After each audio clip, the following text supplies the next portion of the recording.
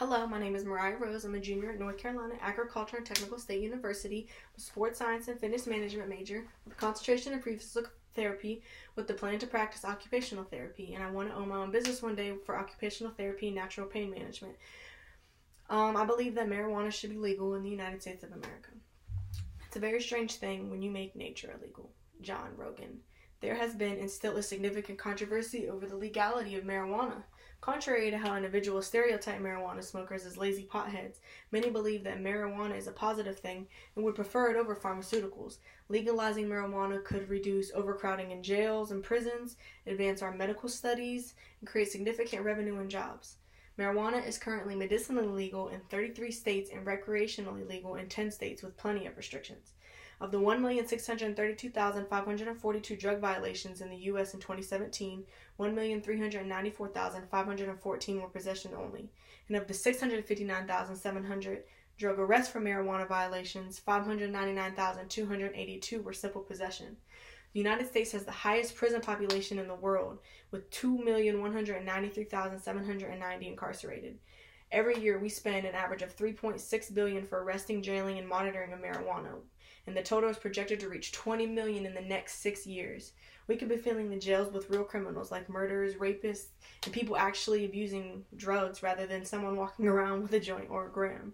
T.I. mentioned in his song New National Anthem, "Tell me why 9 ounces of crack can get you more time than a rape right now."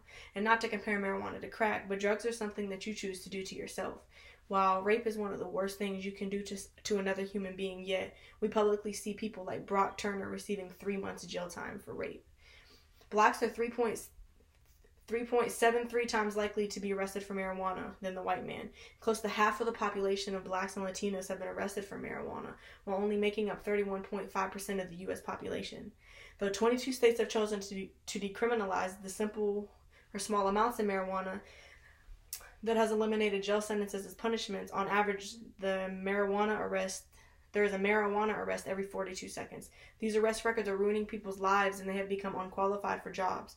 Over 20,000 college students have lost federal eligibility because of charges.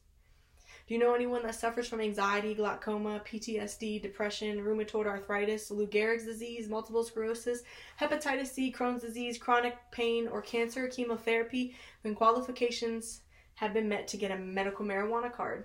Medical marijuana has been proven to shrink aggressive tumors and reduce the frequency of seizures in individuals who suffer from epilepsy.